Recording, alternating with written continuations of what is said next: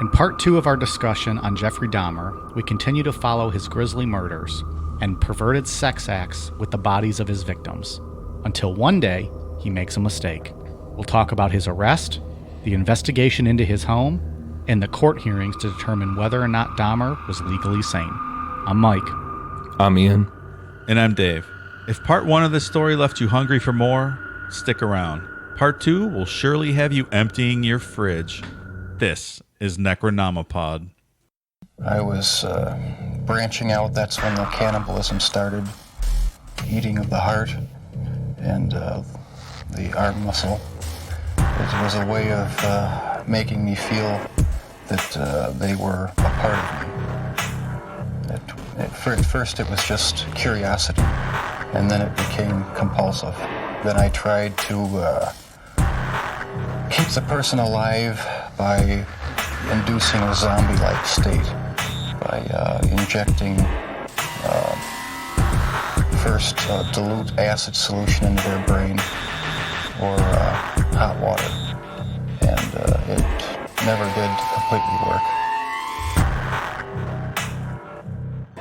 All right, so I think we can all agree we love hot wings, right? Sure. Chicken wings. Absolutely. Yeah. Okay. Anyone who sees us knows we love our fair share of chicken wings.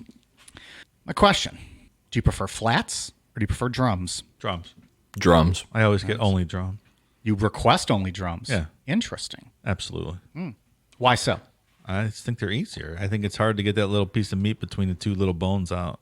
I'm much Oh, you better gotta on the break drums. Yeah, you got to crack it in half. You don't have to. Too involved. Well, for you unskilled tongues like you two, for people like me who's got a skillful tongue, I'm a flats guy. I love both. I mean, I'm a hot wing. I'm not going to turn down anything. Sure. And I've never asked for just flats. Some places actually charge you. Do you ever get charged for that, Dave? I don't pay attention. I just order drums. Yeah.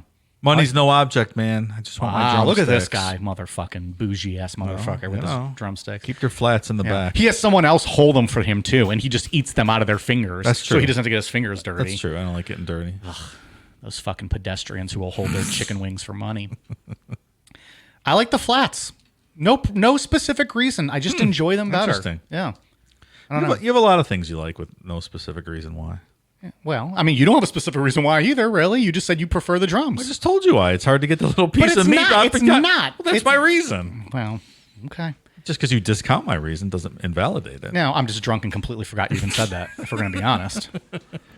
I mean, I don't know. Do I need reasons to like things? Like, you just have a preference, right? Like, I don't have a reason. I don't. Yeah, no preference. Just the flats, I prefer those. Okay.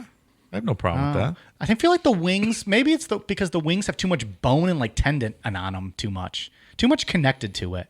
Whereas like the flat is just bone. There's no other like funky stuff. With a drum, I feel like you might get occasionally extra. Maybe. I'm just trying to play it out in my head.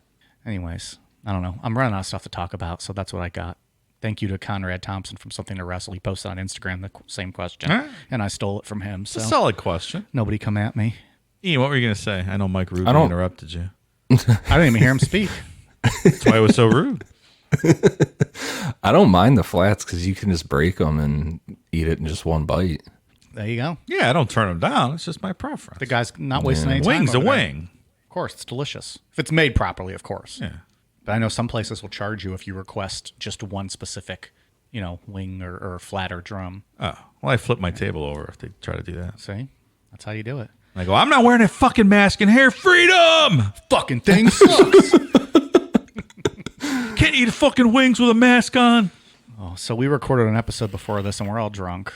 Hence Dave going off on mask rants and me forgetting things he said 15 seconds earlier. So this is going to be a fun night as we go through this. Oh, yeah. And anyone who listened to Jeffrey Dahmer 1 knows that Dave and I had some fun. I hope the story translated. I hope so. I was pretty intoxicated for that So was show. I. Actually, it kind of just made me excited to do Casey Anthony. Like, do her, Who but wouldn't be also, excited to do but Casey also do a Anthony? story Oh, on her. okay. Yes, Yeah. both. Well, when she's in studio, I mean, both will be done in the same night, probably. I mean, I know she's fond of both of us. She loves us. Yeah. She's a big fan. Big fan of Necronomipod. Shout out to Casey Anthony, one of the best listeners of Necronomipod. It's wife material. Now that maybe. No. Oh, says the guy who's in love with Jodi Arias. Hold on a second here. Smoke show. Head over to patreon.com/necronomipod to hear my strong argument that Jodi Arias is marriage material. Yeah, let's be honest. Ian's no saint over here either. He goes on rants about how marriage material and how much he wants to wife up Jodi Arias. So, just saying, she was found guilty. True. My wife was found not guilty. We've done the F, Marry, Kill, Jody, Amanda Knox, and Casey, haven't we? Oh, yeah. I think a long time ago. Oh, yeah. All right. Well, tune back into that episode, whatever it was, to hear those answers. I don't think my answer's changed. I don't think mine has either, but we're not going to refresh them. Go back and listen to those archives. If you can't remember which one, download all of them. That's right. What else are you doing this weekend? This week? Oh, I thought you were asking me. Oh, I was like, Liz, you making small talk? Why are you making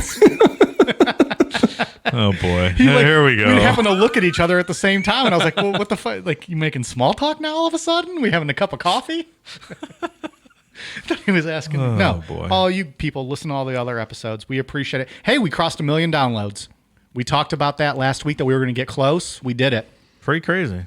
Congratulations to you, Dave, and to you, Ian. Oh, and to yourselves as well. Yeah, thank you. That's a big number. Who'd have thought we would go platinum? Yeah. It is platinum, isn't it? Yeah. Pretty impressive. 1 million downloads. That's why we've, been celebrating the last 2 weeks getting shit-faced. At least Dave and I have been. Yeah, that's why. That's it. Going on rants about Casey Anthony, and Ian's just over there shaking his head thinking, I've built this podcast into what it is, and you guys are going to fucking ruin it in one topic. Just wait till we do Casey. Man, people are going to be so pissed at us. Without further ado. Unfortunately, this episode is not about Casey Anthony. We're going to finish up Jeffrey Dahmer, and it gets pretty fucked up. Ian, take it away. Where we left off on part 1, Jeffrey Dahmer, we said that he didn't like the act of killing. He had to get himself pretty drunk to go through with it.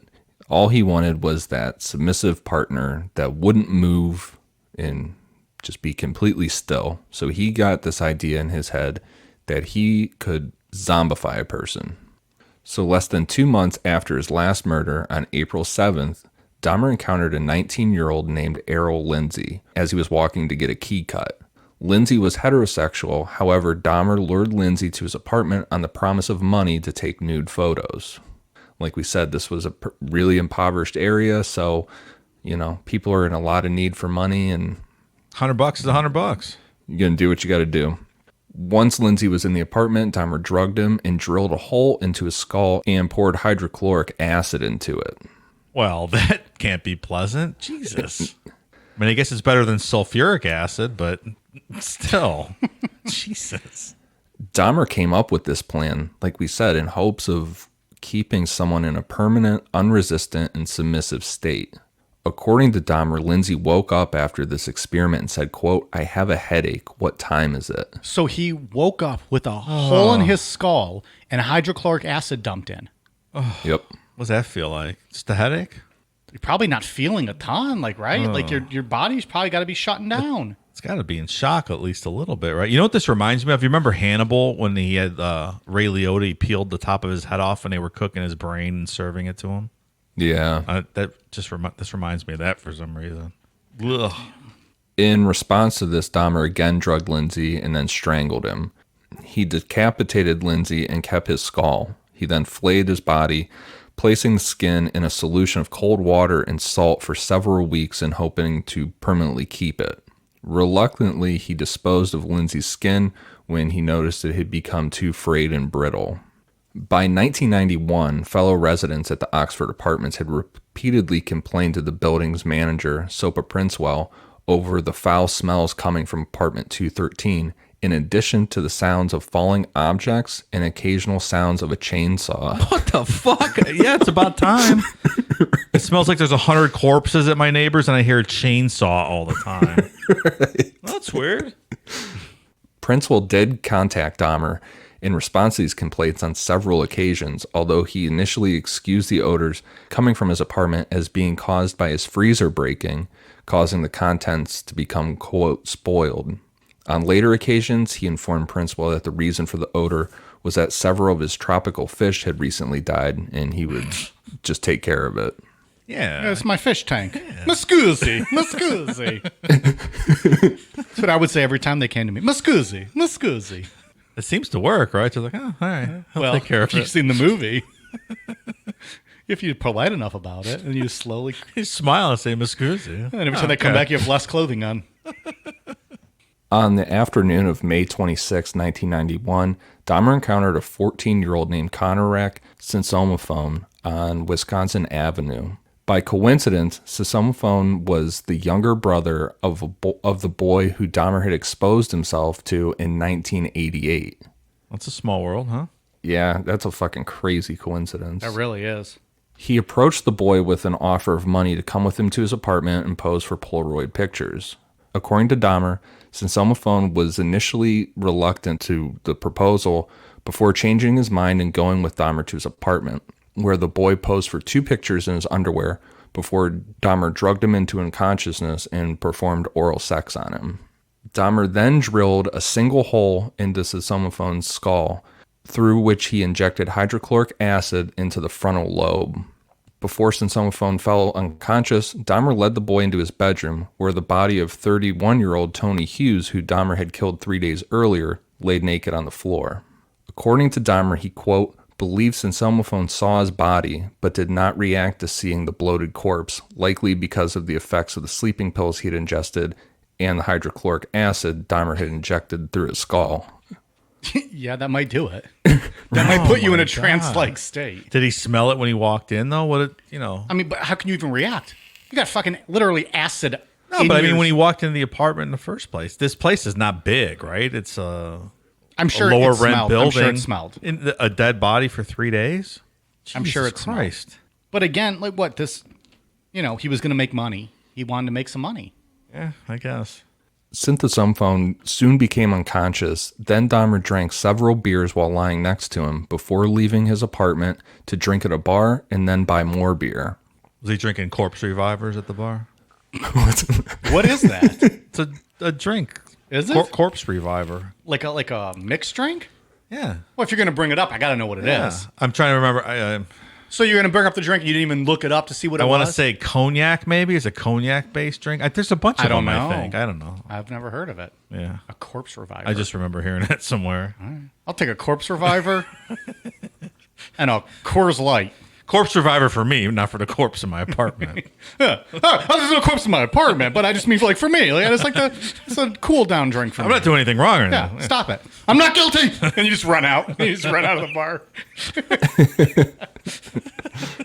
In the early morning hours of May 27th, Dahmer returned toward his apartment to discover Sensomophone sitting outside naked on the corner of 25th and State, talking with a group of 3 concerned young women standing near him. Dahmer approached the group and explained to the women that Sensomophone, who he referred to by the alias John Hung, was his friend, and attempted to lead him to the apartment by the arm. The 3 women stopped Dahmer and explained to him that they had called 911. That's when you run the other way, motherfucker. He sticks around. This guy's bold. I'll give him that. And it helps, I think, sustain his, his acts. Yeah. Yeah, I mean, from If he all... ran, he becomes suspect, right? Well, yeah, I'd be trying to get out of the country. You walk out of a bar, you're walking back to your house, and the 14-year-old that you just injected, you drilled a hole in his head and put hydrochloric acid is sitting out in the front of your apartment on the street. Yeah, I think I'm going the other way. Wild. In all accounts of this, he was completely calm, like nothing was wrong. Probably also shit-faced, though, too, right? Like, he's real drunk. He's That might have always helped. drunk, right? That might have helped. Trying to do that, Yeah. No, I'm just saying. That might have, you get liquid courage. Yeah. No, I mean, he's always drunk. I think we can assume he was drunk, yeah. Yeah. Upon the arrival of 2 Milwaukee police officers, John Belkerzak and Joseph Gabrish, Dahmer's demeanor relaxed. He informed the officers that Sensomophone was his 19-year-old boyfriend and that he had drank too much following an argument and that he frequently behaved this way when intoxicated. The 3 women were getting more upset, and when one of them attempted to indicate to one of the officers that Sensomophone was bleeding from his buttocks and that he had seemingly struggled against Dahmer's attempts to walk him back into his apartment, the officer told her to, quote, butt out and, quote, shut the hell up, and to not interfere, that this incident was, quote, domestic. Doesn't sound like a cop at all.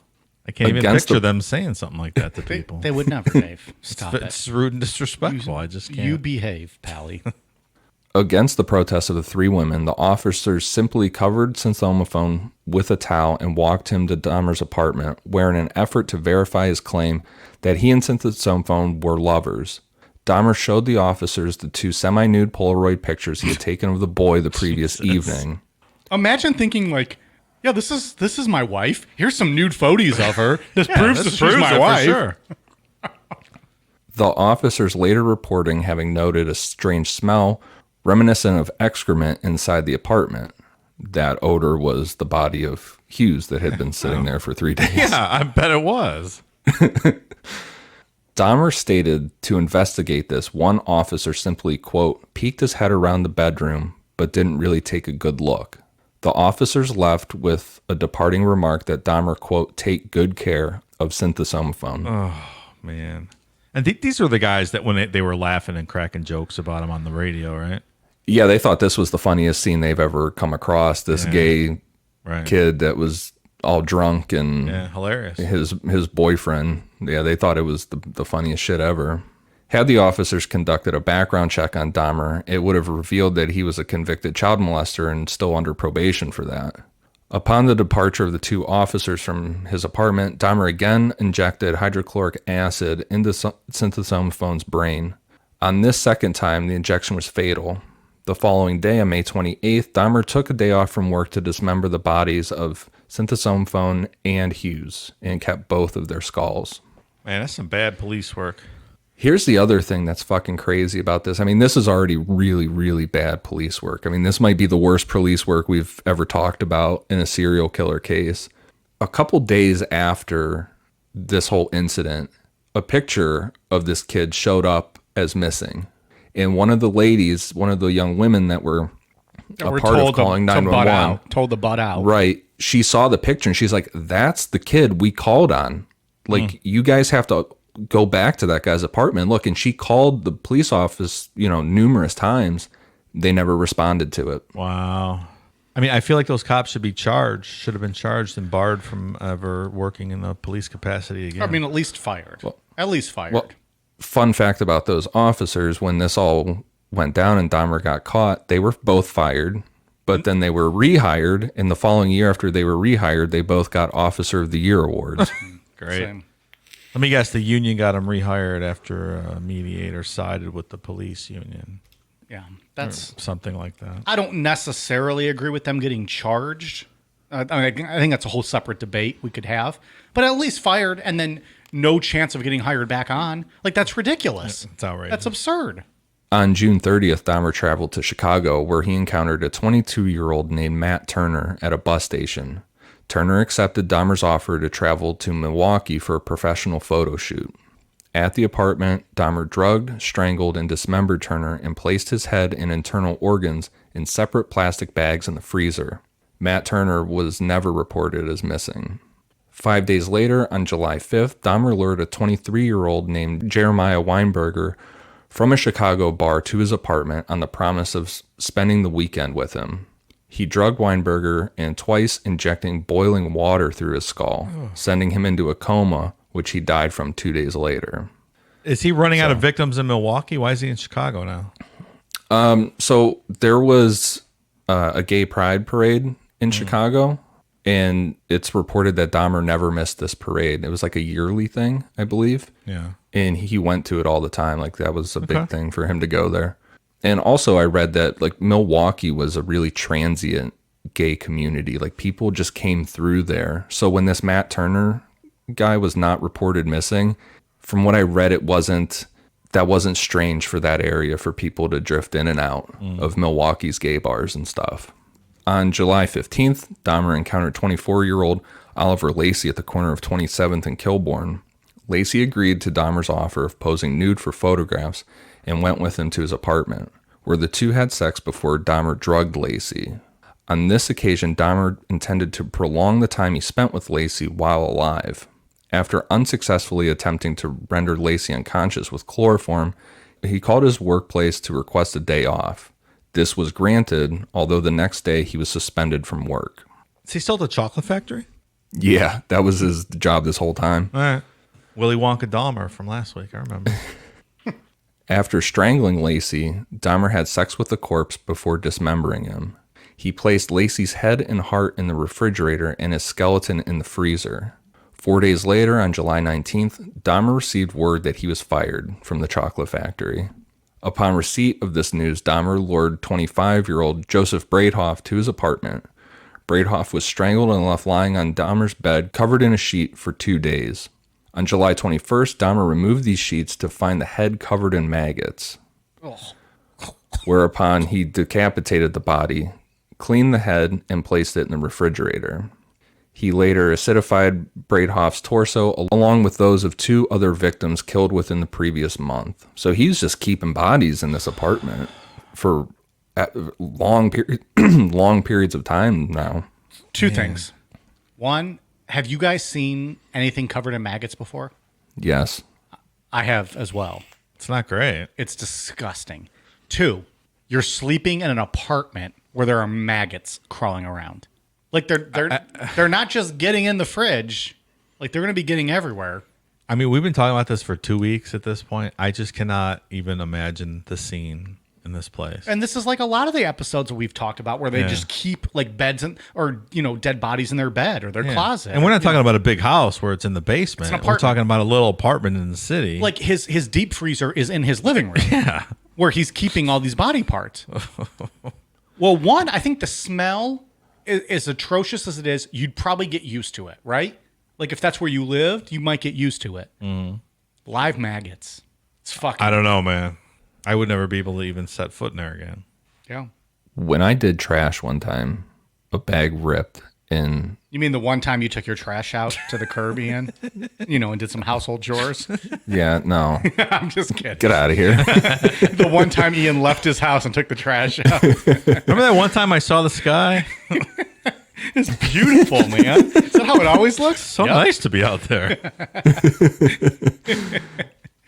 There was like a piece of food that fell out, like that was left behind in the garbage can. I didn't know about it, and when I went to throw something away in there a couple of days later, there was maggots all over it, and it was the most fucking disgusting thing I've ever seen in my life. Like I just wanted to throw away that whole trash can. I'm like, no, this is done. Did you guys? This is gonna get all right. Warning. This gets fucked up. Trigger warning from Mike. Trigger warning. Maybe even for Ian. Have you guys ever seen those photos like in some places where if somebody's got like a infection on like their leg, they treat it with maggots? Yeah. Like they eat away like the dead skin. Have you guys seen that stuff? I once saw a photo before I knew like this existed. Right. Of some like it was someone's leg and it was covered in maggots because they were like eating away. I think like the flesh, like the necrotized skin. Yeah. I did not sleep for 2 nights because I kept thinking about it. Like how like I would just like I'd fall asleep and I'd wake up thinking about it. Get the maggots off of me. It's the only time like I've ever really been disturbed like that, and it fucked me up. Like, and I guess it was a health treatment. Like they were treating the guy's leg. I think there was doctors even there in the photo, like, just kind of observing it. But it fucked me up that someone's leg was just maggot infested.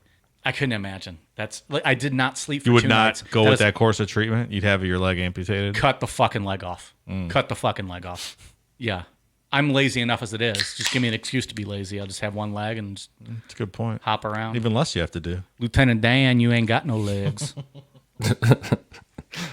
On July 22nd, 1991, Dahmer approached 3 men with an offer of $100 to accompany him to his apartment to pose nude for photographs, drink beer, and simply keep him company. One of these men was 32-year-old Tracy Edwards, who agreed to go with him to his apartment. Upon entering Dahmer's apartment, Edwards noted the foul smell and several boxes of hydrochloric acid on the floor, which Dahmer claimed to use for cleaning bricks. All right, thanks for having me over, but I'm going to take off now. I forgot about an appointment I had. Oh, just remembered. I got to get going. It's getting late here, Dommy. After some small conversation, Edwards responded to Dahmer's request to turn his head and view his tropical fish, whereupon Dahmer placed a handcuff on his wrist. When Edwards asked, quote, "What's happening?" Dahmer unsuccessfully attempted to cuff his wrists together, then told Edwards to come with him to the bedroom and pose for nude pictures. While in the bedroom, Edwards noted nude male posters on the wall and that a videotape of The Exorcist 3 was playing. He also noted a blue 57-gallon drum in the corner from which a strong odor came from. Are you panicking at this point? Yeah. Yeah. You got a handcuff and this, one of your I mean, how hands are is you not? As handcuffed. soon as the handcuff touched me, I'd be panicking. Yeah. Like, I agreed to come here. Why are you putting a handcuff on me? Yeah. Did he say what's happening like Megan Thee Stallion does? What's happening? What's happening? Over my head, dude. That joke is over my head. Sorry. I don't watch TRL. I'm not hip to this. Oh, Jesus. TRL. Dahmer then took out a knife and told Edwards he intended to take nude pictures of him. In an attempt to appease Dahmer, Edwards unbuttoned his shirt, saying he would allow him to do so if he removed the handcuffs and put away the knife. In response to this promise, Dahmer simply turned his attention toward the TV. Edwards observed Dahmer rocking back and forth and chanting before turning his attention back to him. He placed his head on Edwards' chest, listened to his heartbeat, and with the knife pressed against him, told Edwards he was going to eat his heart. Okay, now I'm panicking for sure. How do you even stay remotely calm in this situation? I feel like, what is it? Indiana Jones, Temple of Doom, when he starts reaching in like to his fucking chest to pull out his heart. It's about what it goes like right here. In continuous attempts to prevent Dahmer from attacking him, Edwards repeated that he was Dahmer's friend and that he was not going to run away. Edwards had decided he was going to either jump from a window or run through the unlocked front door at the next available opportunity. So I mean that's keeping it calm in this situation. Like from all accounts, Edwards was calm and he was just kept reassuring Dahmer like, "Hey man, I'm your friend. I'm not going anywhere. I'm here to hang out with you. Like we can hang out." That's the way to do it, though, right? He's thinking through it. Yeah. A couple of different Stay calm. escape options. Stay calm. Like look at your surroundings, see what you can do. Wait for your moment. I mean, if not, you're going to spook Dahmer and that knife might be Right. plunging into your chest wall. Of course it will. Yeah. And then this guy likes to drink because he invited you back to drink. Have some beers. Let Drink him up. loosen up. Yeah. When Edwards next stated he needed to use the bathroom, he asked if they could sit with a beer in the living room, where there was air conditioning. Dahmer agreed and the two walked into the living room when Edwards exited the bathroom. Inside the living room, Edwards waited until he saw Dahmer have a momentary lapse of concentration before requesting to use the bathroom again. When Edwards got up from the couch, he noted Dahmer was not holding the handcuffs when Edwards punched him in the face, knocking Dahmer off balance and ran out the front door. Smart. Good move. At 11:30 p.m. on July 22nd, Edwards flagged down two Milwaukee police officers, Robert Routh and Rolf Mueller, at the corner of 25th Street. The officers noted Edwards had a handcuff attached to his wrist when he explained to the officers that a, quote, freak had placed the handcuffs on him and asked if the police could remove him. And then they shot him 6 times in the face, right? Damn. Sorry. When the officers' cuff keys failed to fit the brand of handcuffs, Edwards agreed to go with the officers to the apartment where Edwards stated he had spent the previous 5 hours before escaping. Like, no, I think I'll wait in the back of the cruiser. You guys can head on up there. I'm not sure I'm going back up there. When the officers and Edwards arrived at apartment 213, Dahmer invited them inside and acknowledged he had indeed placed the handcuffs on Edwards, although he offered no explanation as to why he had done so. At this point, Edwards told the officers that Dahmer had also held a large knife on him and that this had happened in the bedroom. Dahmer made no comment to this, indicating to one of the officers, Mueller, that the key to the handcuffs was inside his bedside dresser. As Mueller entered the bedroom, Dahmer attempted to pass him to retrieve the key, whereupon the second officer, Routh, informed him to, quote, back off. Trying to get to that drawer before the cop. Yep. In the bedroom, Mueller noted that there was indeed a large knife beneath the bed. He also saw an open drawer, which on closer inspection contained tons of Polaroid pictures, many of which were of human bodies in various stages of dismemberment. Not pleasant photos. No, they are not Search pleasant. at your own risk. There's only one set out there. If you want to see them, that's on you.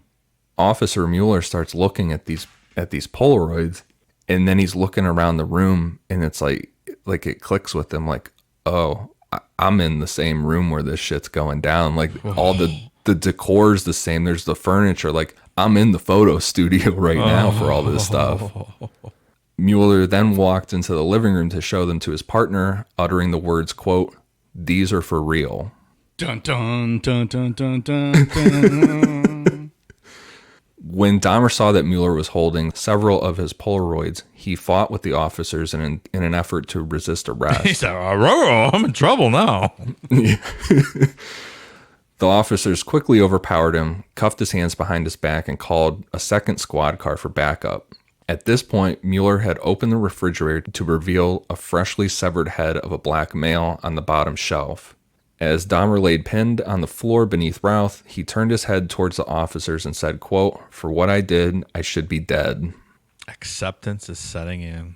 Can you imagine you saw all those Polaroids and then you open the refrigerator and there's just a No, yeah, severed head staring back at you? I don't think I could. I can't Unbelievable. imagine what that would be like. A more detailed search of the apartment conducted by the Milwaukee's Police Criminal Investigation Bureau revealed a total of 4 severed heads in Dahmer's kitchen. A total of 7 skulls, some painted, some bleached, were found in Dahmer's bedroom and inside a closet. In addition, investigators discovered collected blood drippings on a tray at the bottom of Dahmer's refrigerator, plus 2 human hearts and a portion of arm muscle, each wrapped inside plastic bags on the shelves. Is there any In food in Dahmer- there too? Like, was he eating food that was commingled with all The this pictures stuff? do not show any food. Some mustard bottle or something? Yeah, just condiments. He'd like to put on Yeah, the there's biceps. In Dahmer's freezer, investigators discovered an entire torso, plus a bag of human organs and flesh stuck to the ice at the bottom. Investigators also discovered 2 entire skeletons, a pair of severed hands, 2 severed and preserved penises, a mummified scalp, and in the 57-gallon drum, 3 further dismembered torsos dissolving in the acid solution. A total of 74 Polaroid pictures detailing the dismemberment of Dahmer's victims were also found. In reference to the recovery of body parts and artifacts, the chief medical examiner later stated, quote, "It was more like dismantling someone's museum than an actual crime scene." That makes complete sense.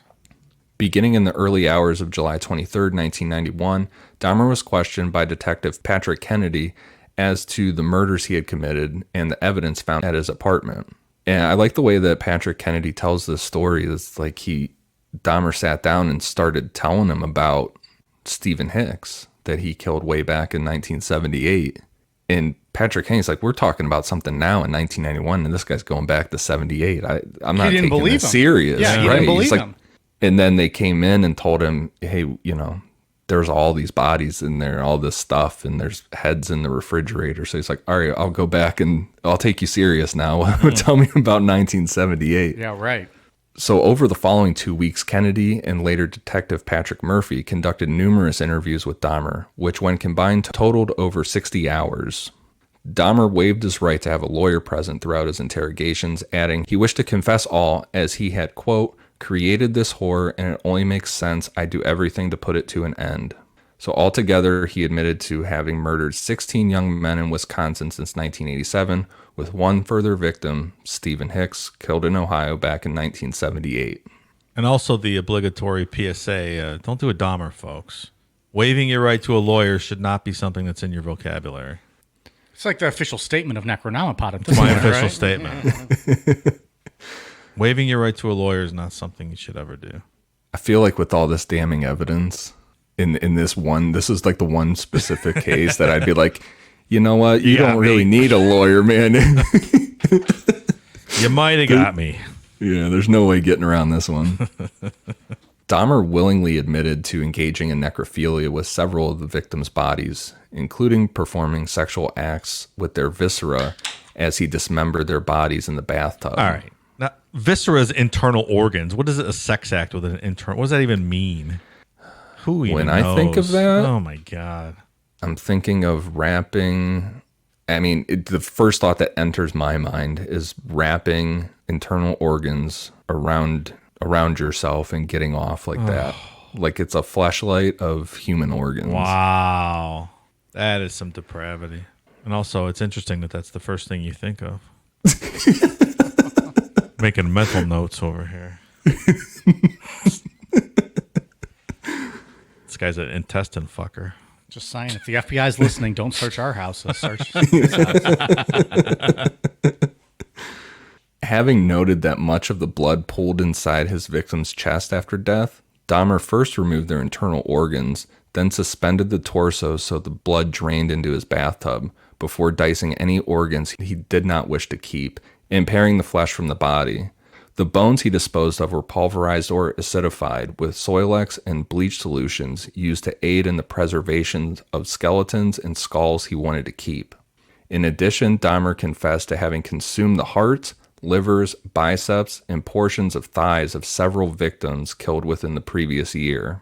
Describing the increase in his rate of killing in the 2 months prior to his arrest, Dahmer stated he had been, quote, completely swept along with his compulsion to kill, adding, quote, it was an incessant and never-ending desire to be with someone at whatever cost. Someone good-looking, really nice-looking. It just filled my thoughts all day long. Hashtag no uggos. Gotta be good looking. You know, and he said that, in those interviews he did, he said he ate them. It wasn't like he wanted to eat them out of being hungry or something like that. It was to make them feel like they were a part of him. Forever. Yeah, like he ate them and they became part of him forever. Sounds like church. Until he shit them out. Then what? When they're out of you, Pally. Oh. I mean, what do you want? You shit Jesus out when you eat those Eucharist, the crackers. Do you? I mean, you do. Or you eat them like they're fucking snacks. They are tasty. They're not, but that's okay. Oh, it's a difference of opinion. Your favorite movie snack? Oh, Jesus. Bag of Jesuses. Bag of Jesuses. I don't have the authority to say the prayer to turn it into Jesus, though. That's right. So it's just wafers. It's wafers. It's wafers. It's wafers. What do you eat? Pre-Jesus wafers? What's it to you, Pally? These guys were scheduled to become Jesus, but I interrupted the process. Intercepted. These are not pre-Jesus wafers. You're not Jesus material. I'm going to eat you while watching some fucking Italian horror film tonight. Might dip you in some ranch. Oh, boy. I'm going to make some almost Jesus wafer nachos. It's not a bad idea. A little shredded cheese, some jalapenos.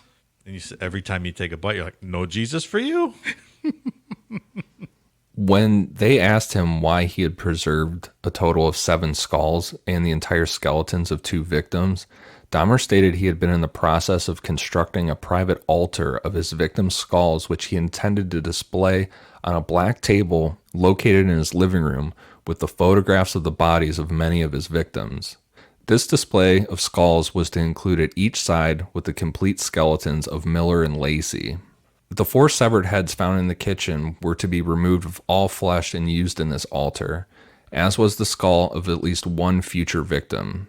Incense sticks were to be placed at each end of the black table, above which Dahmer intended to place a large blue lamp with extending blue globe lights.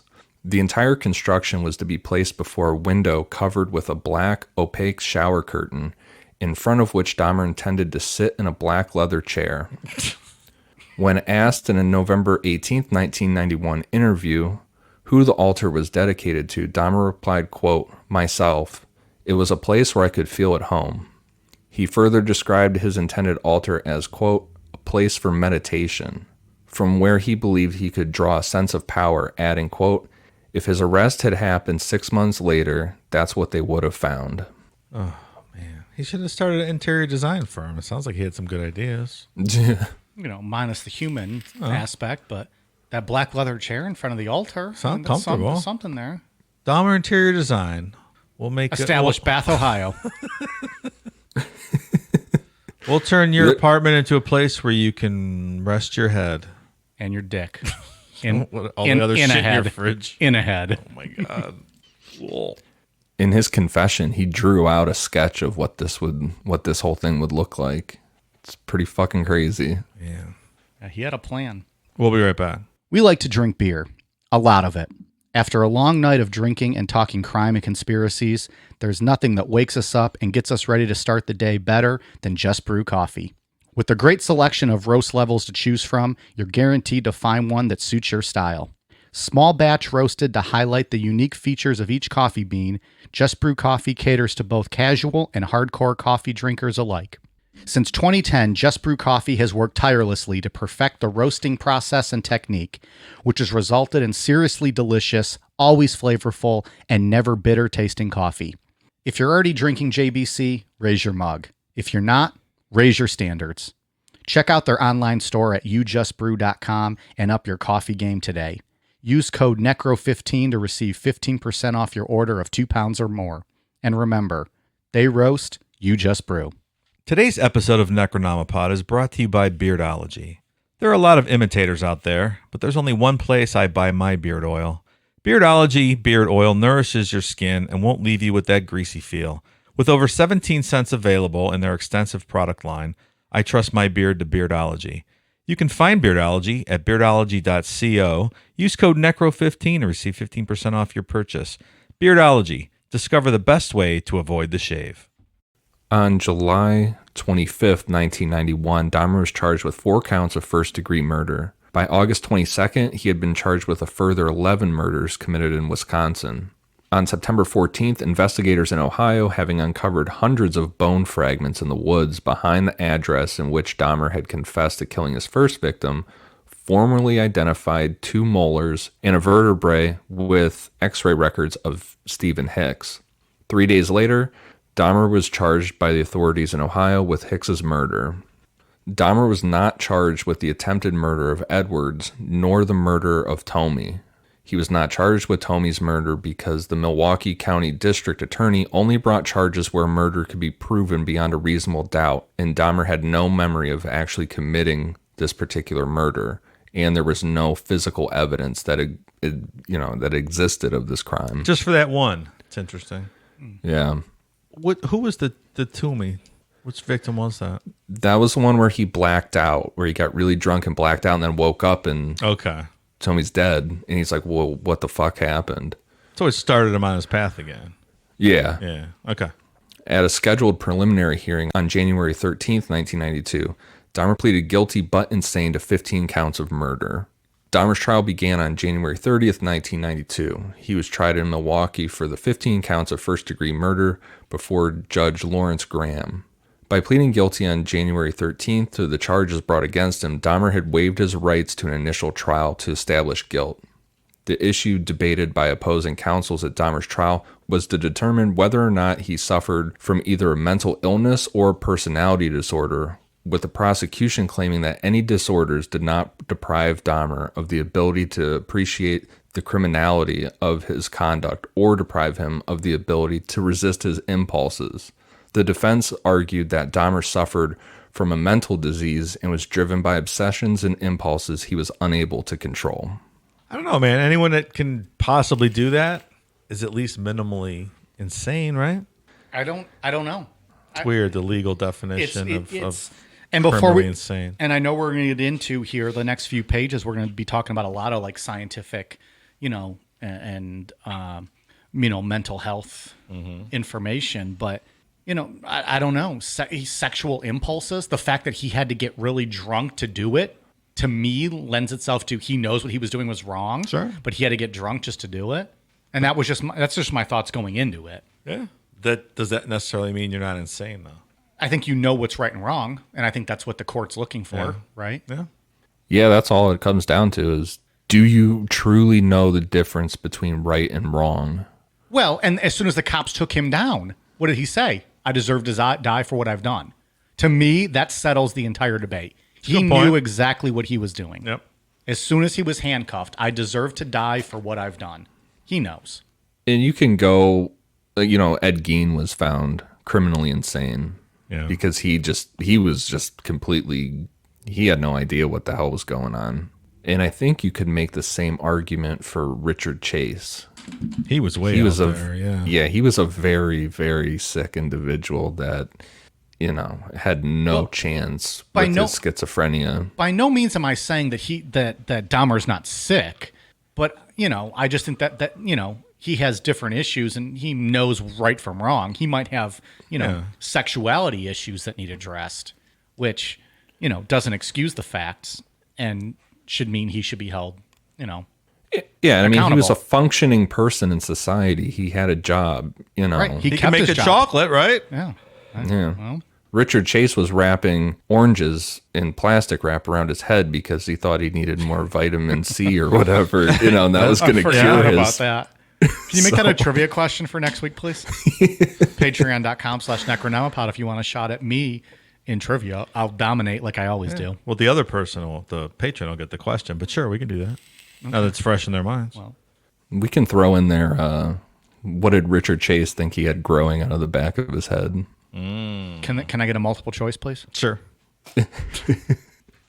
Defense experts argue that Dahmer was insane due to his necrophilic drive, his compulsion to have sexual encounters with corpses. Defense expert Dr. Fred Berlin testified that Dahmer was unable to conform his conduct at the time that he committed the crimes because he was suffering from paraphilia, or more specifically, necrophilia. Dr. Judith Becker, a professor of psychiatry and psychology, was the second expert witness for the defense. Becker also diagnosed Dahmer with necrophilia. The final defense expert to testify, forensic psychiatrist Dr. Carl Wallstrom, diagnosed Dahmer with necrophilia, borderline personality disorder, schizotypal personality disorder, alcohol dependence, and a psychotic disorder. That's a laundry list. Tonight's topic: should necrophilia be illegal? Ian, go. Yes. Mike, what say you? I will concur with Ian. Yes. But what if I had a signed contract from a recently deceased person indicating that they would like to have relations post mortem? Should that make a difference? Their personal choice? Legally, if they're dead, does it still count? I don't know. I don't know. Yeah, I don't know either. What if it's my final wish? Should my wish not be granted? That your corpse be fucked Yeah. by Olivia Wilde. My final wish that my corpse be fucked by Olivia Wilde. I mean, I'd help. I'd do my best to help honor that. Okay. Dave. I just ask questions. I'd tweet her the photos of the contract and say, "Hey, Toots, this guy, he needs you. It's his final wish. Help us out." All right. Valid point. Still, probably not the best. All right. So you guys think necrophilia illegal? I'm on that side. Yeah. Involuntary necrophilia, I'm also on your side. Voluntary necrophilia, I don't know. I have some questions. Stick around. That's where I Might land. be a That's where I land on possible. it. Might be a possible debate down the road. Final wishes are final wishes. Am I right? No, I don't know if you're 100% right. I don't know if I can agree with that. All right. Just because you're dying doesn't mean you get anything you want.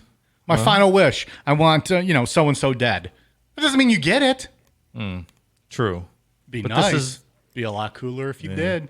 Speaking of final wishes, I think we discussed releasing the Necronomipod casket in the near future. So Who wouldn't That want is to be true. buried in that? yeah. Who would be the first Necronomipod casket? Like, that would be the thing. Yeah. Who wants to step up? If you get buried in a Necronomipod casket, there's a good chance at least 2 out of the 3 of us would show up to your funeral.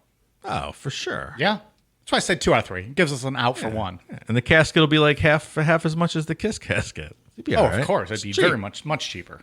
Much cheaper than the Kiss casket. If you get buried in a Necronomipod casket, Dave will give the eulogy at your funeral. Absolutely. You'll go right to heaven, fast tracked. If you thought this guy was dead, stick around. This is Necronomipod. That's funny. If you thought this guy was dead, stick around. Wait till Mike cucks him with his wife. This is Necronomipod. His last will and testament, his last wish was to have Mike bang his wife on top of the casket as it's being lowered into the ground. That's gonna be a Patreon episode, though. At least This $100 cucks across America. I'm sorry. I think we just nailed. Hey, buy the casket. You're famous. No, It's not bad. $50 patrons get access to that episode, though. Where Dave's eulogy and me banging the widow. Or the guy, though. What's the term for? Is a guy? What's the term for Widower. A widower. I'll bang the widower too. I don't mean to be sexist here. Like if the female dies and her last wish was for me to cuck her with her husband. Okay, Sir? yeah, do whatever you gotta do. Dave will still do the eulogy. We'll bang on the casket. So it'll be higher tier of patrons, of course. You'll drop your load, and then they'll drop the load casket, drop the casket into the ground Oh boy, this got out of hand. real quick. The prosecution rejected the defense's argument that Dahmer was insane. Forensic psychiatrist Dr. Philip Resnick testified that Dahmer did not suffer from primary necrophilia because he preferred live sexual partners, as evidenced by his efforts to create an unresistant, submissive sexual partner devoid of rational thought and to whose needs he did not have to cater. Another prosecution expert to testify, Dr. Fred Fosdell, testified that his belief that Dahmer was without mental disease or defect at the time he committed the murders. He described Dahmer as a calculating and cunning individual, able to differentiate between right and wrong, with the ability to control his actions. Although Fosdell did state his belief that Dahmer suffered from paraphilia, his conclusion was that Dahmer was not a sadist. So Dahmer might have been a cunning individual, but was he a cunning linguist like the three of us? Yeah. It's to be said. Like the sticker says, cunning linguists. Available at necronomipod.com. That's true, it is. The final witness to appear for the prosecution, forensic psychiatrist Park Dietz, began his testimony on February 12th. Dietz testified he did not believe Dahmer to be suffering from any mental disease or defect at the time he committed his crimes, stating, quote, Dahmer went to great lengths to be alone with his victim and to have no witnesses. He explained that there was ample evidence that Dahmer prepared in advance for each murder, therefore his crimes were not impulsive. That the advanced planning does lead to or show forethought, right? Which is I 100% think so. premeditated across Of course. the board. Yeah. Yeah. And that's why I feel like, Ed Gein got it because, it was complete impulse, Yeah. And I think you can make that, like I said, you could make that argument really strong for Richard Chase. I mean, he did that stuff completely on impulse and never tried to cover up what he was doing. He just went along and He didn't know what the fuck he was doing. He was just out of he was control. he had all kinds of stuff going on in his head. I really wish that they would have called me in for like these court hearings. In college they used to call me the lawyer Yeah. Why is that? because I used to prosecute the pussy. Without prejudice. Of course. Of course. Throw some legal terms in there.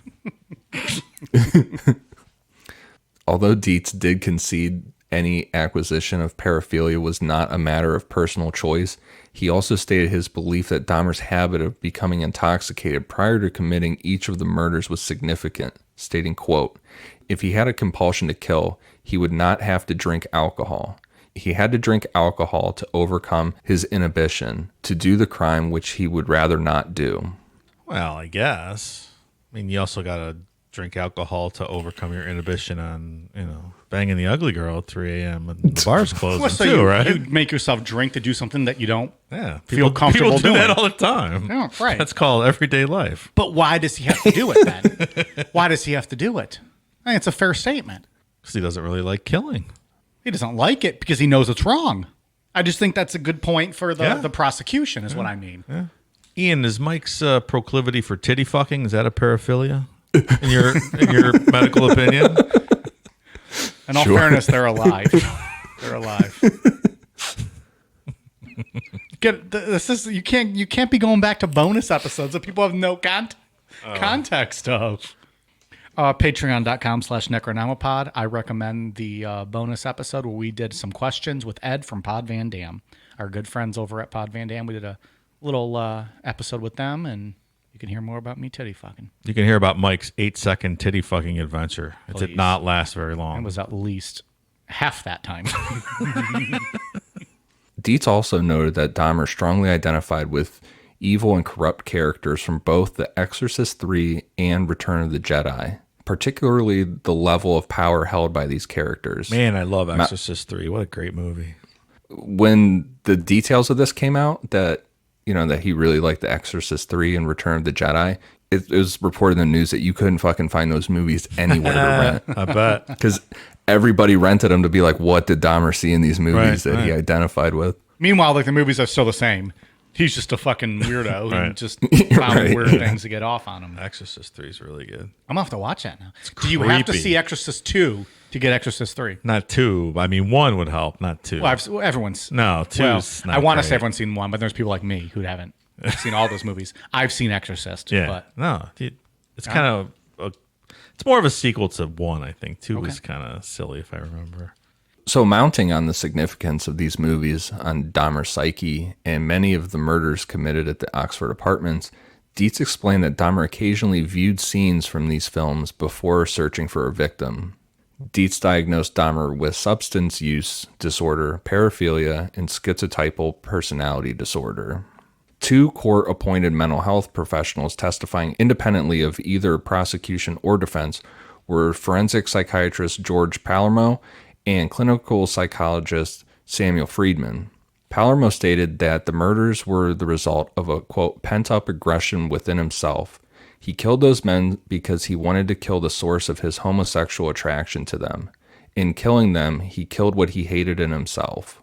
Palermo concluded that Dahmer was a sexual sadist with antisocial personality disorder, but legally sane. Legally sane, Mike. so I'm saying. I think so. I don't feel like that he hated himself because he was gay is accurate, but that's just my opinion. Yeah, I don't know if I'm on board with that. I mean, he went to the gay pride parades every year. I mean, if you hated yourself for it, why would you go to that every year? I don't think he hated himself. He definitely was like he hid it, right? Like nobody who knew him knew that he was gay, right? He hid it from his parents initially. I don't know Sure. if he ever came out to them, but as a teenager, he definitely hid it from them. Yeah, so I think I agree with you guys. He didn't hate himself for that. Friedman testified that it was a longing for companionship that caused Dahmer to kill. He stated, quote, Mr. Dahmer is not psychotic.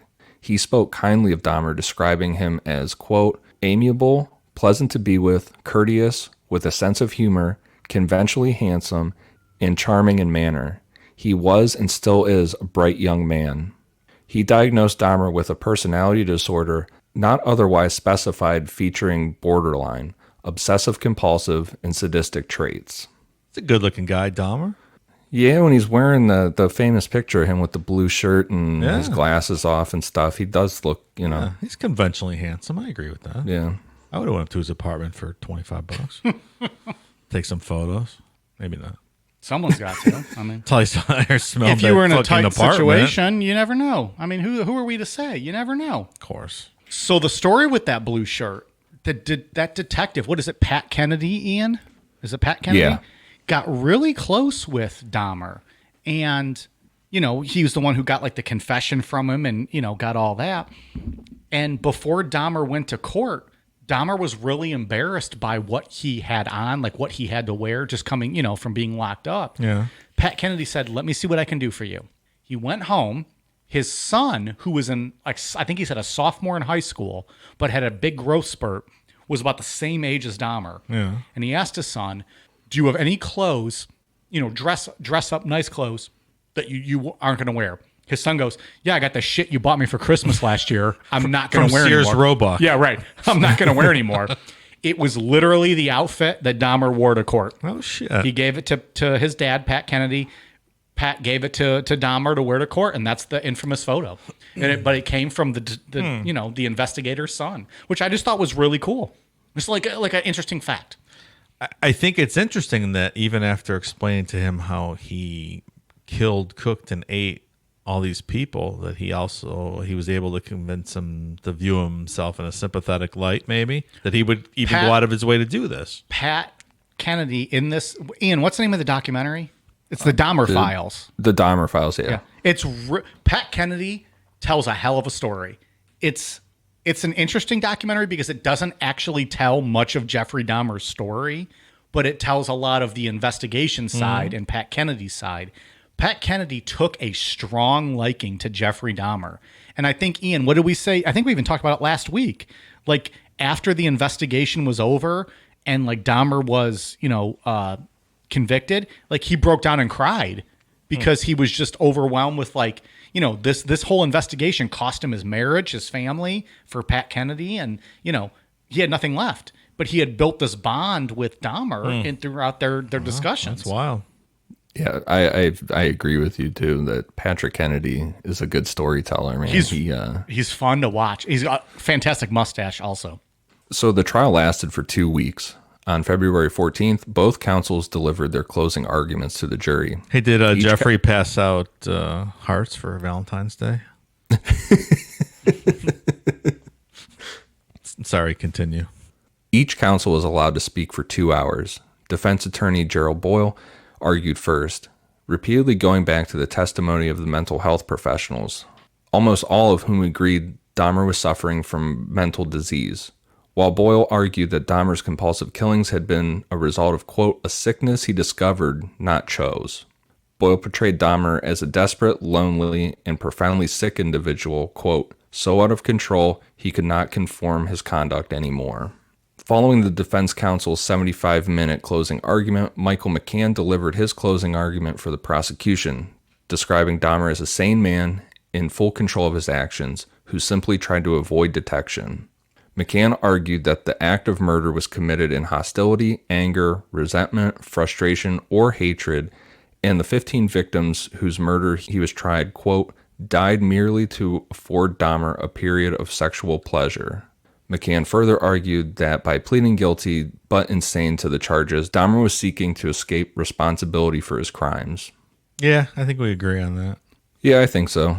You know, my opinion on some of the mental health stuff is I don't agree with some of it, like him hating himself for being gay or, you know, some of that stuff. But I think as a collective whole, they kind of nailed it down. Yeah. Besides the defense saying that he was insane. I don't think he was insane at all. Yeah, great.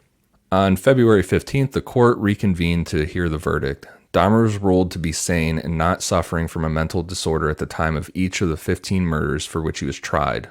On the first 2 counts, Dahmer was sentenced to life imprisonment plus 10 years, with the remaining 13 counts carrying a mandatory sentence of life imprisonment plus 70 years. The death penalty was not an option to consider at the penalty phase, as Wisconsin had abolished capital punishment in 1853. There you go, Mike. Good for them. No capital punishment. I'm okay with it. Is that still to this day? Probably not. I believe so. Think so? I do not know. Well, Ian, you keep talking. I'm going to go to the Google machine, and I'm going to get back to it. So you go right ahead. Upon hearing of Dahmer's sentencing, his father Lionel and stepmother Sherry requested to be allowed a 10-minute private meeting with their son before he was transferred to the Columbia Correctional Institution in Portage to begin his sentence. This request was granted, and the 3 exchanged hugs before Dahmer was escorted away. 3 months after his conviction in Milwaukee, Dahmer was extradited to Ohio to be tried for the murder of his first victim, Stephen Hicks. In a court hearing lasting just 45 minutes, Dahmer again pleaded guilty to the charges and was sentenced to a 16th term of life imprisonment on May 1st, 1992. After this sentencing, Dahmer was transferred back to the Columbia Correctional Institution. Yes, that is true. And capital punishment is still banned in Wisconsin. There was only one, since its admission to the Union in 1848, is the 30th state. The only execution carried out in Wisconsin was that of an immigrant farmer, John McCaffrey, who was hanged in 1851 for drowning his wife. Wisconsin abolished the death penalty in 1853. In 2006, an advisory referendum showed 55.5% of Wisconsin voters were in favor of reinstating capital punishment. However, the state legislature did not adopt any statute to apply the popular vote. So they took a poll and people were in favor, but they did not apply it. There you go. If you want to kill people, do it in Wisconsin. Yeah. Just like Ed Gein. Follow your hero. Make some lamps. For the first year of his incarceration, Dahmer was placed in solitary confinement due to concerns for his physical safety, should he come into contact with fellow inmates. With Dahmer's consent, after 1 year in solitary confinement, he was transferred to a less secure unit where he was assigned a 2-hour daily work detail cleaning the toilet block. Shortly after completing his lengthy confessions in 1991, Dahmer had requested to Detective Murphy that he be given a copy of the Bible. This request was granted, and Dahmer gradually devoted himself to Christianity and became a born-again Christian. That's nice. Well, I mean, so it's great because now Dahmer can get in heaven with all of the people he ate. So it's great. Glad he found Jesus. You're reformed. Sure. On his father's urging, he also read creationist books from the Institute for Creation Research. I'm sure they have a lot of wise information. Oh, over yeah. there. Another PSA, it's not a reputable source of information, so maybe stay away from those books. Institute for Creation Research literally sounds like it's paid for by Scientology. That's not a real thing.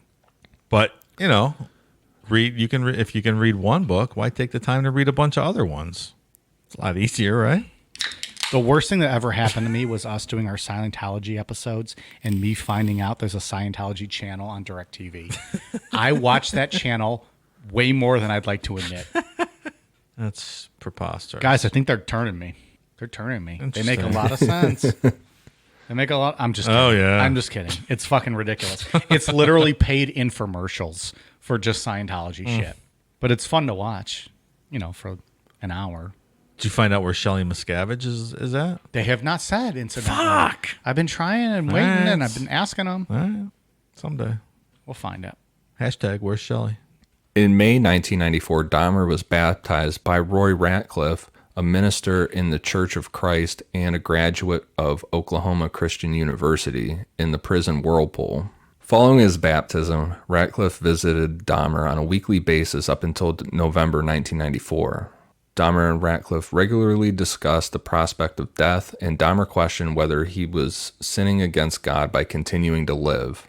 Referring to his crimes in a 1994 interview with Stone Phillips on Dateline NBC, Dahmer stated, quote, "If a person doesn't think that there is a God to be accountable to, then what is the point of trying to modify your behavior to keep it within acceptable ranges? That's how I thought anyway." Well, as a devout atheist, you can go fuck yourself, Jeffrey Dahmer. That's what I have to say. Boom, roasted. Religious people are always floating this argument that people that don't believe in God, they have no reason, not to rape and murder. Right? Because I'm not a fucking asshole. A piece You of have shit just- human. Yeah, just That's good the reason. morals as a human being. I don't need your scary God to make me a good person. Fuck off, idiot. Dumb argument. In July 1994, a fellow inmate, Osvaldo Durruti, attempted to slash Dahmer's throat with a razor embedded in a toothbrush as Dahmer returned to his cell from Ratcliffe's weekly church service conducted in the prison chapel. Hey, what did Dahmer ever do to anyone? Leave him alone. Leave Dahmer alone. Dahmer received superficial wounds and was not seriously hurt in this incident. According to Dahmer's family, he had long been ready to die and accepted any punishment which he might endure in prison. In addition to his father and his stepmother maintaining regular contact, Dahmer's mother, Joyce, also maintained regular contact with her son. Joyce related that in her weekly phone calls, whenever she expressed concern for her son's well-being, Dahmer responded with comments to the effect of, quote, "It doesn't matter, Mom. I don't care if something happens to me." Think you guys would like prison? You guys would do good in prison, you two. course I Oh, would. no. Do a fine job. I'd stab a motherfucker on the first day. You got to assert You dominance. gotta, absolutely. You have to do something. Day one. You have to. It's unfortunate, but you have to. Gotta. Well, you're gonna be sucking Nazi cock by the end of the day if you don't, right? And you might even if you, strike the wrong person and lose that fight. But yeah, that would be my plan. If I went to prison first day, I'm getting in a fight with someone. And they'll be carrying you out in the back door in a body bag. Probably a good case scenario, right? Like, depending how long you're there for. Kill or be killed, you might as well just go down fighting. On the morning of November 28, 1994, Dahmer left his cell to conduct his assigned work detail.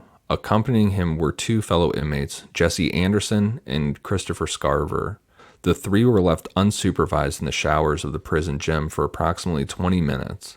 At approximately 8:10 a.m., Dahmer was discovered on the floor of the bathroom's gym, suffering from extreme head and facial wounds. He had been severely bludgeoned about the head and face with a 20-inch metal bar. His head had also been repeatedly struck against the wall in the assault. Although Dahmer was still alive and rushed to the nearby hospital, he was pronounced dead 1 hour later. Anderson had also been beaten with the same instrument and died 2 days later from his wounds. Scarver, who was serving a life sentence for a murder committed in 1990, informed authorities he had first attacked Dahmer with the metal bar as Dahmer was cleaning a staff locker room, before attacking Anderson as he cleaned an inmate locker room. According to Scarver, Dahmer did not yell or make any noise as he was attacked. Immediately after attacking both men, Scarver, who is thought to be a schizophrenic, returned to his cell and informed a prison guard, quote, "God told me to do it. Jesse Anderson and Jeffrey Dahmer are dead." Scarver was adamant that he had not planned the attacks in advance, although he later told investigators he had concealed the 20-inch iron bar used to kill both men in his clothing shortly before the killings. I mean, if God told him to do it, you can't disobey. I guess so. Oh, what are you going to do? So I didn't plan to do this, but I did hide a 20-inch metal bar in my clothing. Well, he got direction from the Lord in his cell. What's the guy supposed to do? He might have smited him if he didn't listen. It's true. Upon learning of his death, Dahmer's mother, Joyce, responded angrily to the media, quote, "Now is everybody happy? Now that he's bludgeoned to death, is that good enough for everyone?" The response of the families of Dahmer's victims was mixed, although it appears that most of them were pleased with his death. The district attorney who prosecuted Dahmer cautioned against turning Scarver into a folk hero, noting that Dahmer's death was still a murder.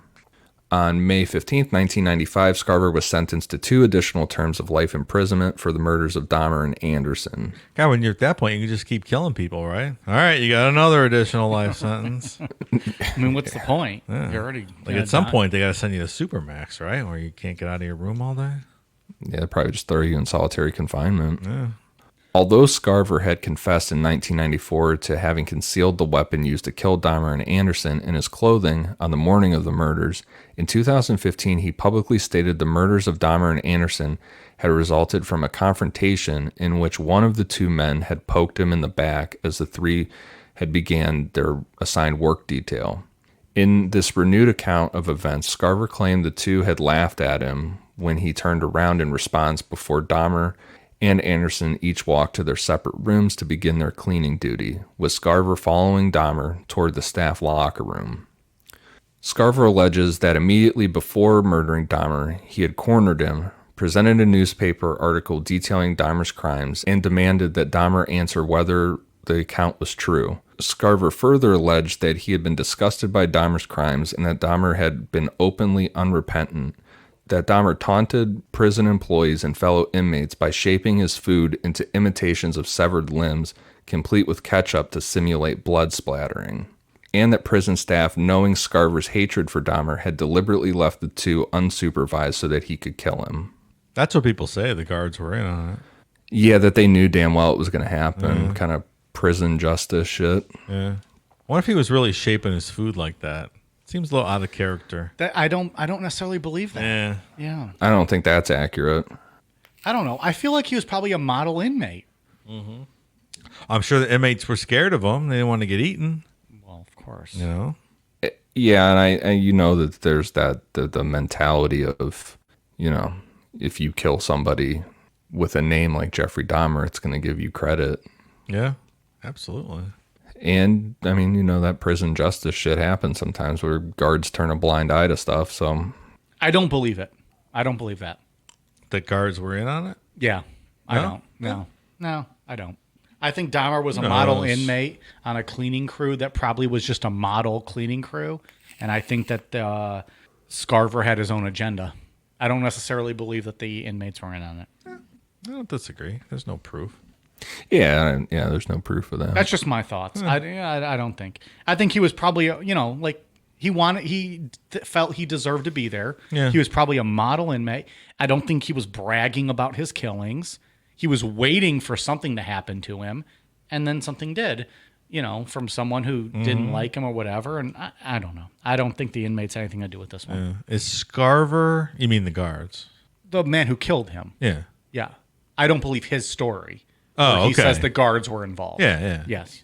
That's what I meant to say. Is Scarver still alive? Can we send Mike out on a trip to Wisconsin to interview him, maybe? I'll talk to I him. believe he is. Oh. Yeah.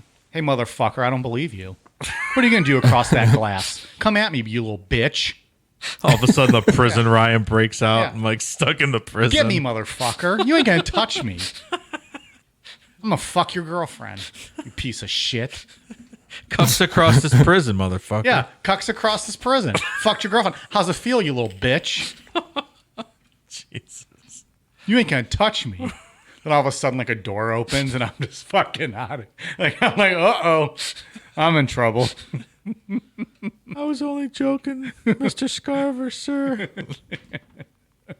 Furthermore, Scarver stated that Dahmer was so disliked by fellow inmates that he required a personal escort of at least one guard whenever he was out of his cell to prevent inmates from attacking him. I could see that being true. I believe that. Dahmer had stated in his will that he wished for no services to be conducted and that he wished to be cremated. In September 1995, Dahmer's body was cremated and his ashes were divided between his parents. The Oxford apartment at 1924 North 25th Street, where Dahmer had killed 12 of his victims, were demolished in November of 1992. The site is now a vacant lot. There were plans to convert the site into either a memorial garden, a playground, or to reconstruct a new housing development, but all that failed to materialize, and it's just an empty space. So to this day, it's still an empty space. Yeah. Wow. That looks terrible. Should build a chocolate factory on the site, maybe. Lionel Dahmer is retired and now lives with his second wife, Sherry. Both have refused to change their last name and have professed their love for Dahmer in spite of his crimes. In 1994, Lionel published a book, A Father's Story, and donated a portion of the proceeds from his book to the victims' families. Most of the families showed support for Lionel and Sherry, although 3 families subsequently sued Lionel, 2 for using their names in the book without obtaining prior consent, and a third family, that of Stephen Hicks, filing a wrongful death suit against Lionel, Sherry, and Dahmer's biological mom, Joyce, citing parental negligence as the cause for the claim. They left them home alone. Yeah. Okay. They're victims. You know, who knows Sure what the they fuck are. they're going through. Sure they are. And Dahmer's younger brother, David, changed his last name and just went off the radar. No one knows. He just coasted off into life. Probably smart. Smart idea. Yeah. You don't be fucking in touch with all those interviews you'd be getting every day. Yeah. Carry that Dahmer name around. I don't blame him. That Dahmer house, fellas, is 10 minutes from here. Yes, it is. Yes, it is. It's a lovely. We could probably go lovely find house. some teeth in that backyard still. Oh man, If we dug hard enough. be arrested for trespassing. Maybe so. It's worth it. I'm sure no one ever goes up to that guy's house. No one ever. We would never be the first ones. So that is Jeffrey Dahmer. You know, an interesting postscript to this I read is that guy Tracy Kennedy that got away and got the cops. Wait, Like Kennedy. was Tracy the Edwards? Tracy Edwards. Kennedy sorry. is the detective. Sorry, Tracy Edwards. Was it 10, 5, 6, 7 years later? He ended up going to prison for throwing a guy off a bridge. Really? Yeah, only for like a year and a half though. So Really? yeah, I think it was a very short sentence for helping Maybe it throw a was guy over a self-defense. bridge. Self-defense. Yeah. He had flashbacks, PTSD. I would. Goddamn. All right. Well, that's the infamous Jeffrey Dahmer, huh? Episode 100 and 101. Hometown hero. Ian, you got any last thoughts on this guy? No, I Nope. think we nope. covered It it. was pretty thorough. Good 100th episode. I'll say that next week is a subject that is really fun for me. So Yeah. Quote, fun for Ian. yeah, I'm very excited about next week's episode. Not to say he wasn't excited about this week's episode, obviously. Yeah, I'm excited about all of them, but I'm really excited for next week. No, folks, it's not the history of Shawn Michaels tights. So I fucking wish. I wish. climb off the ledge right now. Can we make that a Don't be Patreon? excited. Can we make that a Patreon episode at least? I need that in my life. We should do a Patreon watch along with me and you watching Shawn Michaels matches. You know what you'd hear the whole time? Holy shit. No, I thought you were going to do the other sound. Officially, Dave's not invited to that. Ian, it's just gonna be you and me, and Dave's not The invited. other sounds as soon as the match is over. Dave's not invited. He doesn't get professional wrestling. He's not invited. I'm all down for a wrestling watch along. Fuck yeah, for Patreon. People are gonna hate that though. We've been talking about a watch along for a long time. Can you imagine if the first one was wrestling? They would blame it on me and say how much they hated me for making wrestling the object true. of the show. True. I love it. All right. Well, we got some shout outs. Here we go from Patreon. We got some newbies. Simtismo, Lindsay Cole, my buddy Corey Peart, Old Sea Bear. Thank you for signing up. Caitlin Hotch, KT Weaver, MJV, Heather Smith, Zeke, Jessica Burns, Zach, Victoria Stanton, Erica, Jade Robinson, and Beer Panda. Thank you guys very much. We appreciate your support. We are at patreon.com/Necronomipod. Ian, what do you got for us? For iTunes, I have one for Tyler Hammer. Who I think just became a patron. Mid-show. Yes. Tyler, thank you very much. Appreciate your support. Vicky Stanton, Blake Bain, Packy Mule, That's a hard life. Lulu KC. Oh, you know what? Lulu KC was a updated one. She said that you're her favorite, Dave. Oh, she has good taste then. She likes how you make note of who's an imbecile in the world. Yeah, I do that. I'm very good at it. Cheers to you, Lulu Casey. And then I have Electrical Dan the Man and Flipper PM09. Thank you guys for the awesome reviews. All right. Dave, what do you got for us? I have a special shout out to Aunt Dana. Hope you're recovering well from your shoulder surgery. Get well soon. Thank you so much for listening also. Appreciate it. We are on Twitter, Facebook, Instagram, YouTube at Necronomipod, patreon.com/Necronomipod. We appreciate everyone who signs up, and you get bonus content. And we have a good time doing it. So thank you guys very much. And we'll see you guys next week. All right, you guys ready for a cool down beer? Cheers.